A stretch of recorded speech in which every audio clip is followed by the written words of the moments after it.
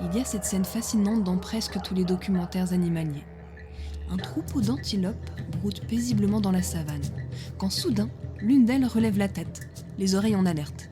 Et en une fraction de seconde, le troupeau entier se met en mouvement, fuit le danger invisible.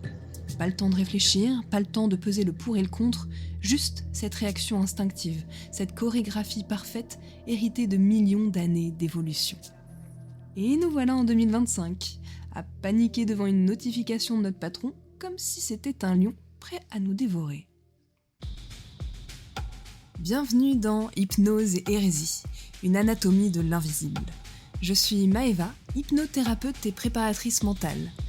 Ici, on explore ce que l'on préfère taire, les croyances limitantes, le stress, les peurs et les illusions du développement personnel. Bienvenue à toi dans cet espace où la complexité humaine n'est pas aplatie mais célébrée, où les contradictions sont explorées plutôt qu'effacées. Chaque épisode t'invite à une plongée profonde, où nous prendrons le temps d'examiner les nuances et les mécanismes subtils qui façonnent notre expérience intérieure.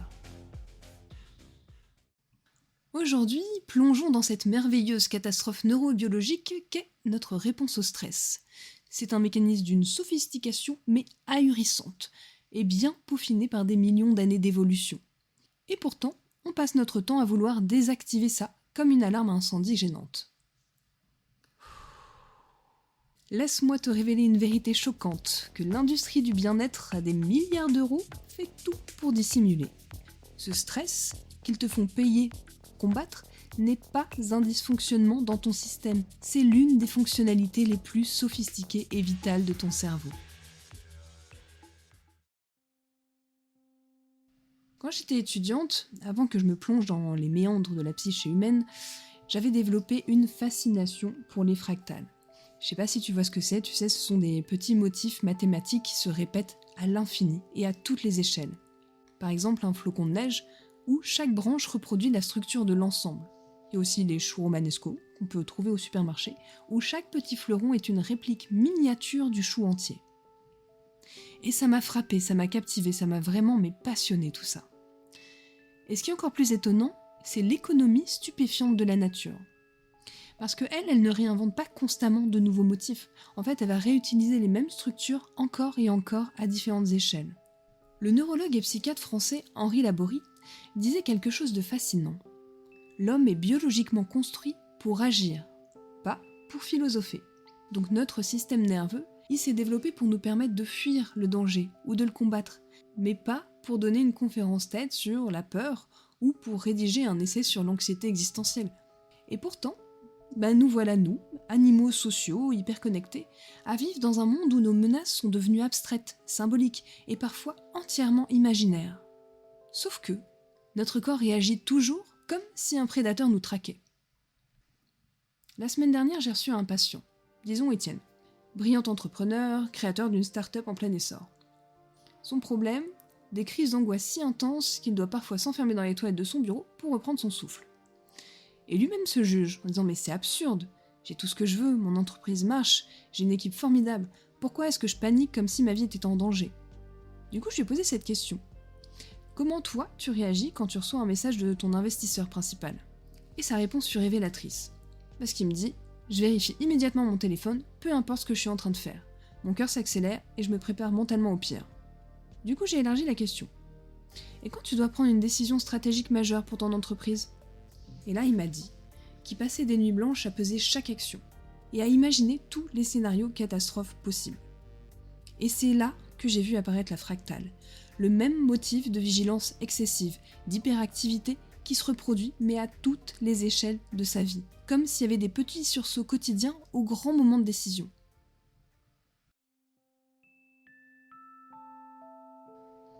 La neurobiologiste Candace Pert a fait une découverte extraordinaire dans les années 80.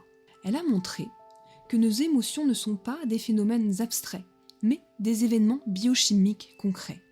Des molécules spécifiques, les neuropeptides, circulent dans notre corps et se lient à des récepteurs sur nos cellules, créant ce que l'on appelle, nous, une émotion. En d'autres termes, l'anxiété d'Étienne n'était pas dans sa tête, elle parcourait littéralement tout son corps, modifiant ainsi sa physiologie à chaque niveau. Et voici là où ça devient fascinant. Nous, on a tendance à croire que nos réactions émotionnelles sont proportionnelles aux stimuli qui les déclenchent. Et c'est faux, complètement faux. Ce que les neurosciences nous montrent, c'est que nos réactions sont proportionnelles à notre perception du danger, pas au danger lui-même. Nuance. C'est ce que Joseph Ledoux, neuroscientifique de renom, appelle la double voie du traitement de la peur. Par exemple, quand tu reçois un email avec pour objet urgent, ton corps peut se mettre en état d'alerte avant même que tu n'aies lu le contenu. C'est ouf.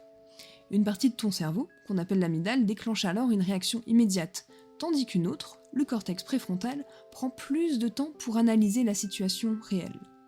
Donc ironiquement, si ton boss t'écrit « Urgent, peux-tu me transmettre le rapport de la semaine dernière ?» ton corps il peut réagir avec la même intensité que si un prédateur te bondissait dessus dans la savane. Ridicule, hein ?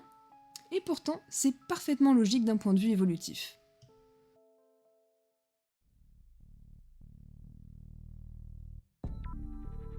Maintenant, j'aimerais qu'on parle de cette absurdité qu'on appelle la gestion du stress, et que je retrouve tout le temps en cabinet. L'industrie du bien-être nous vend l'idée que nous devrions nous débarrasser du stress, qu'on devrait l'éliminer, que c'est un ennemi. Et d'ailleurs, comme si c'était possible, et même vraiment souhaitable. Laisse-moi te dévoiler les coulisses de cette manipulation. L'industrie du bien-être, qui est donc un énorme géant commercial à des milliards d'euros, prospère en transformant tes réactions neurologiques parfaitement normales en pathologies qu'il faut guérir. La première chose qu'ils font, c'est pathologiser l'ordinaire, te faire penser que tu as un problème. Cette réaction de stress sophistiquée, qui est peaufinée par des millions d'années, elle est présentée comme un dysfonctionnement.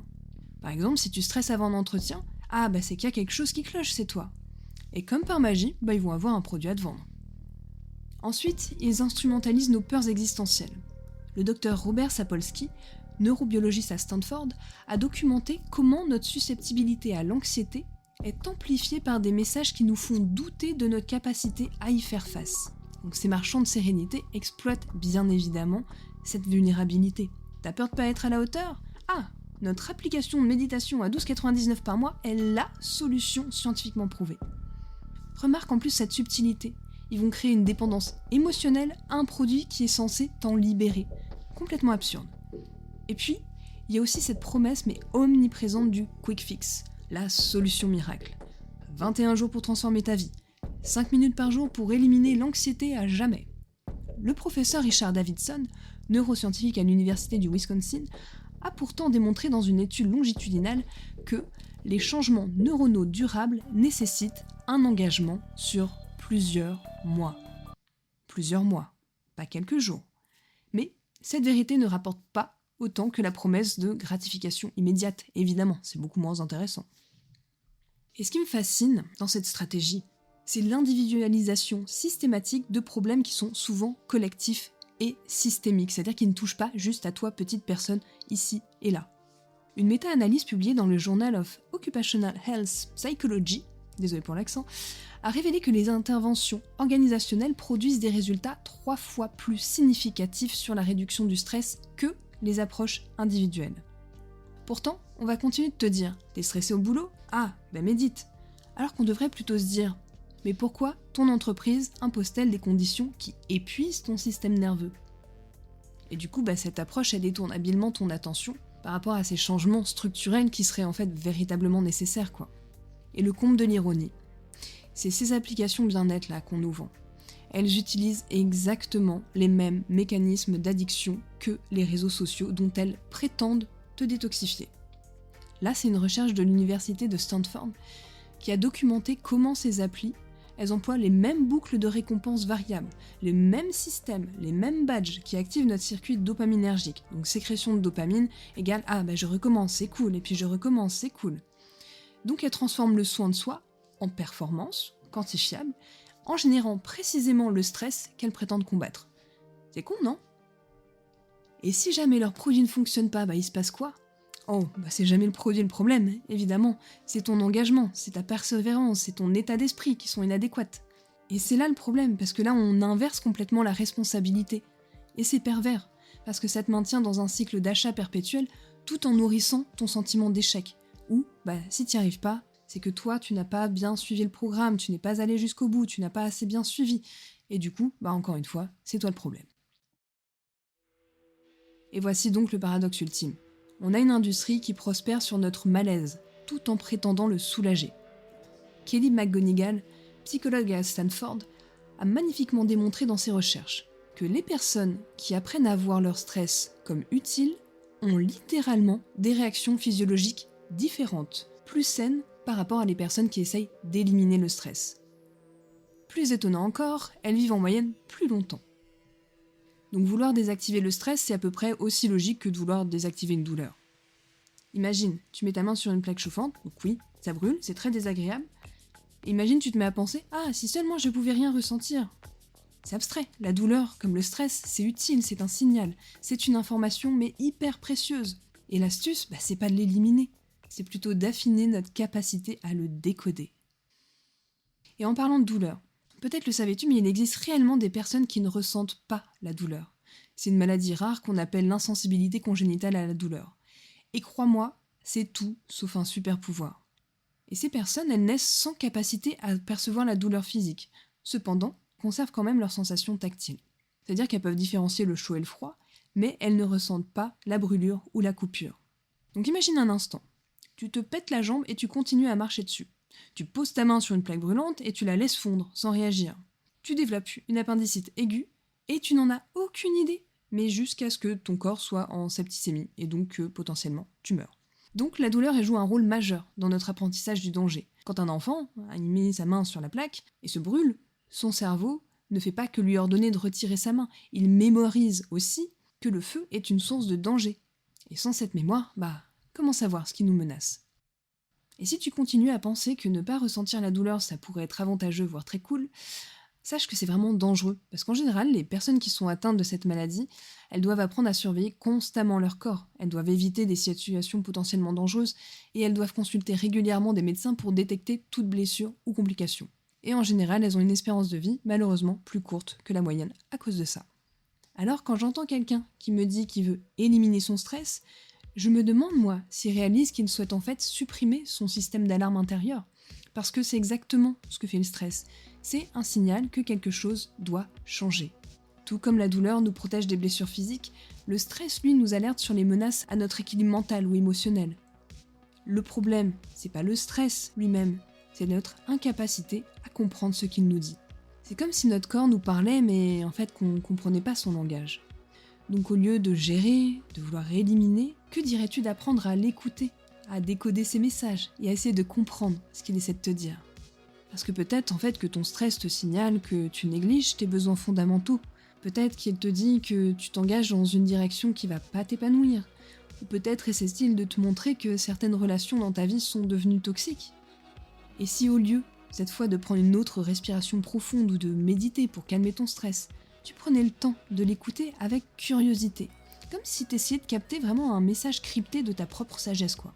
Ce serait un peu comme réapprendre à sentir la chaleur avant la brûlure, à reconnaître le danger avant la blessure, à récupérer un sens que notre monde moderne nous encourage constamment à ignorer.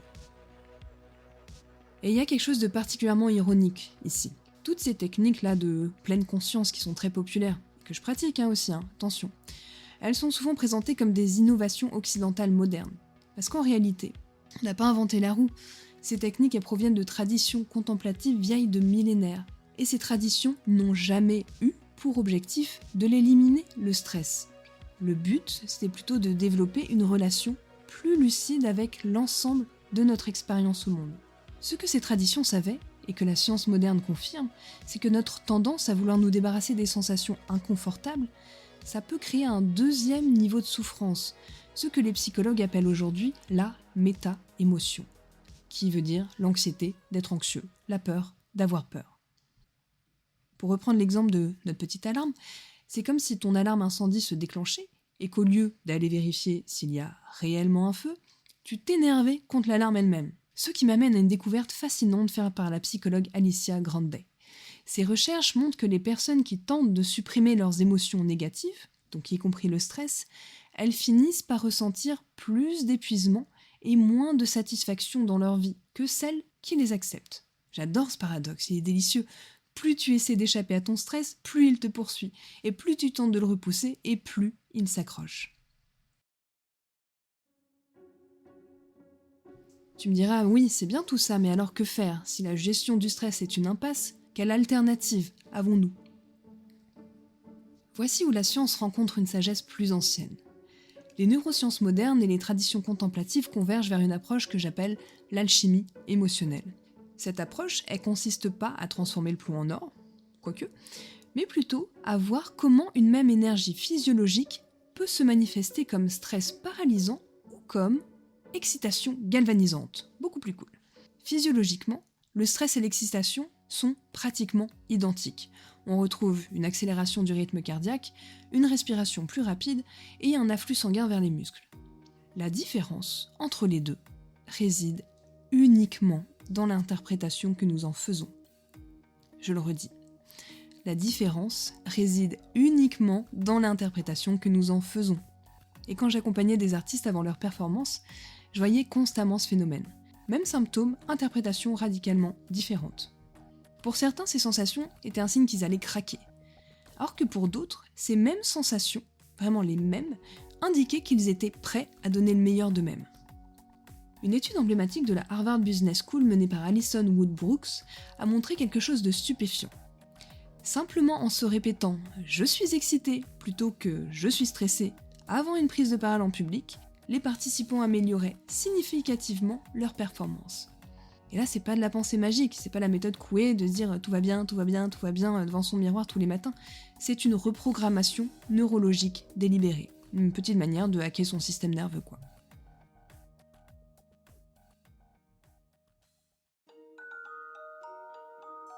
Passons maintenant à la pratique.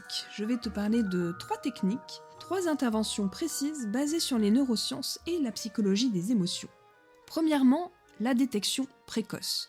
Le stress, comme toutes les émotions, se manifeste d'abord par des signaux subtils. Ça peut être une légère tension dans la mâchoire, une modification de la respiration, un changement de posture, des tensions dans le corps quelque part. Le problème, c'est que la plupart d'entre nous n'identifions le stress que lorsqu'il est déjà à son paroxysme. C'est comme si on remarquait l'incendie lorsque tout l'immeuble est en feu, quoi. Voilà ce que je te propose. 3 fois par jour, pendant 30 secondes, oui, 30 secondes, vraiment, pas plus, tu vas juste scanner ton corps. Pas forcément tout ton corps, mais des zones spécifiques. Par exemple la mâchoire, les épaules, le ventre et la respiration. Et juste ces mini-checks, ils vont t'apprendre à reconnaître les premiers signes d'activation de ton système nerveux. Et cette conscience-là, qui est un peu précoce, elle te donne un avantage crucial. Elle t'offre une fenêtre d'intervention avant que tu t'en prennes plein la tronche par cette cascade neurochimique. Deuxième chose que tu peux faire, c'est l'étiquetage. Les recherches du docteur Matthew Lieberman à l'UCLA ont démontré qu'étiqueter précisément ce que nous ressentons dans un langage nuancé active notre cortex préfrontal et diminue l'activité de l'amygdale. C'est-à-dire qu'on va plutôt vers le côté rationnel plutôt que vers l'amygdale et les émotions fortes comme la peur. En d'autres termes, si je dis précisément « je me sens inquiète à propos de cette présentation que je dois faire la semaine prochaine », au lieu de dire juste « je suis stressée », ça va engager les parties rationnelles de mon cerveau et atténuer ma réaction émotionnelle brute. Il suffit juste de ça parfois, juste développer un vocabulaire émotionnel plus riche. Au lieu de dire « je suis stressée », essaie de mettre des étiquettes plus précises. Je me sens tendue, je suis préoccupée par rapport à ça. Je ressens de l'appréhension quand je pense à, ou je suis dans l'anticipation de. Troisième chose que tu peux faire, c'est le recadrage. Je ne parle pas d'affirmation positive creuse, mais d'une véritable réinterprétation physiologique. Donc la prochaine fois que tu sens que ton cœur s'accélère avant un événement important, pose ta main sur ta poitrine et dis-toi juste « Mon corps est en train de se préparer à donner le meilleur de lui-même. Cette énergie est exactement ce dont j'ai besoin maintenant. » Parce que juste le fait de faire ça, ce geste et de penser de cette façon ou de le dire à haute voix, ça va créer une double intervention. Il y a déjà le toucher, qui active ton système nerveux parasympathique, donc ça veut dire apaisant, câlin quoi, pendant que tes mots, ils vont réinterpréter l'activation sympathique qui est déjà en cours, l'activation du stress. C'est une technique superbe qui a été testée avec des athlètes olympiques, des musiciens professionnels et des dirigeants d'entreprise, avec des résultats remarquables sur leur performance sous pression.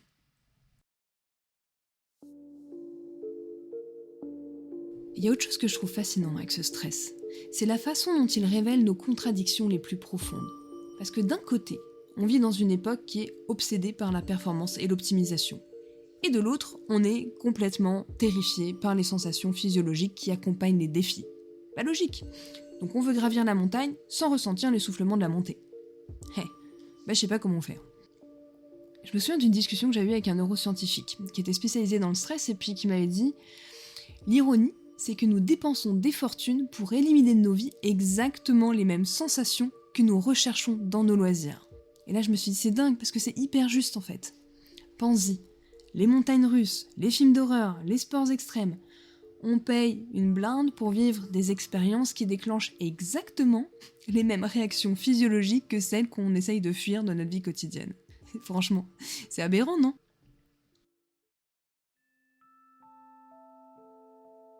Revenons à nos fractales, un instant. Si ton modèle de réaction au stress forme un motif fractal, qui se répète sur toutes les échelles de ta vie, alors dis-toi que modifier ce pattern, même à une petite échelle, peut transformer l'ensemble. C'est un peu comme l'effet papillon, en théorie du chaos. Cette idée qu'un petit changement dans les conditions initiales peut entraîner des transformations massives dans tout le système. Concrètement, ça veut dire que la façon dont tu réagis à un petit contretemps aujourd'hui, genre un embouteillage, un email agaçant, n'est pas anodine, parce qu'elle programme neuralement ta réaction aux grands défis de demain. Voilà pourquoi je t'invite à pratiquer ces 3 techniques que j'ai évoquées dans des situations de stress mineures et minimes avant de les appliquer au moment critique. C'est comme s'entraîner pour un marathon, tu commences pas par courir 42K comme ça.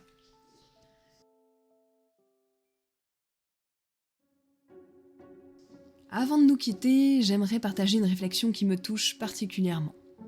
Le poète Rainer Maria Rilke écrivait « Peut-être que tous les dragons de notre vie sont des princesses qui attendent simplement de nous voir beaux et courageux. » Et j'aime à penser que notre stress, c'est un peu l'un de ces dragons. Vu de près, il a l'air menaçant, bien sûr effrayant, mais quand on prend un peu de recul, quand on prend une perspective plus large, on peut voir qu'il garde peut-être un trésor.